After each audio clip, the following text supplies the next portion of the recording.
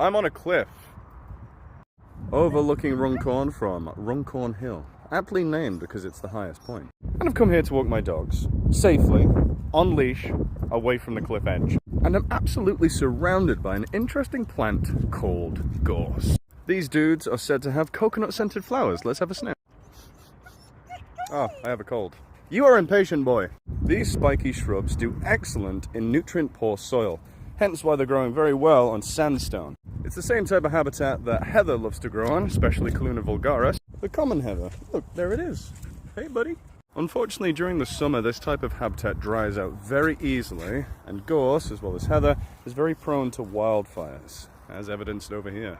It definitely doesn't help when you have a lot of kids around here with nothing to do, so they often set fires. A not-so-wild wildfire. There's a famous quote in ecology stating that kissing is out of fashion when gorse ceases to bloom. It's just a nod to the fact that these guys bloom all year long, and I think that's awesome. You know, they're doing such a good job at blooming. Here, have an orange.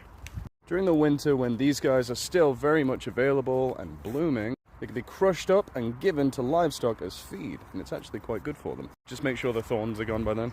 In the good old Emerald Isles, these are often used to give a almond-like flavouring to whiskey. All the gorse and other wildlife you can find here is part of the local nature reserve of Runcorn Hill. Used to be an old quarry, now it's been given back to nature, for the most part. Maybe I'll elaborate on that someday. Maybe. That is so cool. Look at the way they just grow out the side of the rock face. Plants are awesome in that aspect. As you can see, we got plenty of gorse around here. This is actually leading me to my next point. There it is, my next point. Haha, get it? No, but for real. This is the area, or at least one of the many areas, I came to throw acorns into. All up in here. All up in here. That is because, like all other thorn shrubs and bushes, gorse is a mother of oak. Lord Jesus, there's so much of this.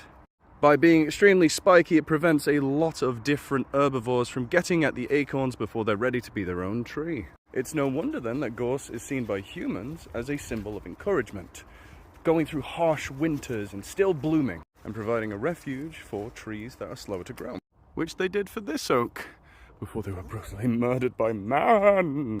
It's okay, there's still plenty around. On top of that, gorse provides nectar for pollinators all throughout the year, as well as seeds for seed eaters. And while they do have a stark beauty, particularly during the winter months when there's less colour, they can definitely become overabundant on unnatural places like grouse moors, where burning is not done by nature but by man, which leads to monocultures which are only good for one or two species as opposed to a plethora of life. But where they slot in naturally to the ecology of a place, they are definitely a welcome and gorgeous sight.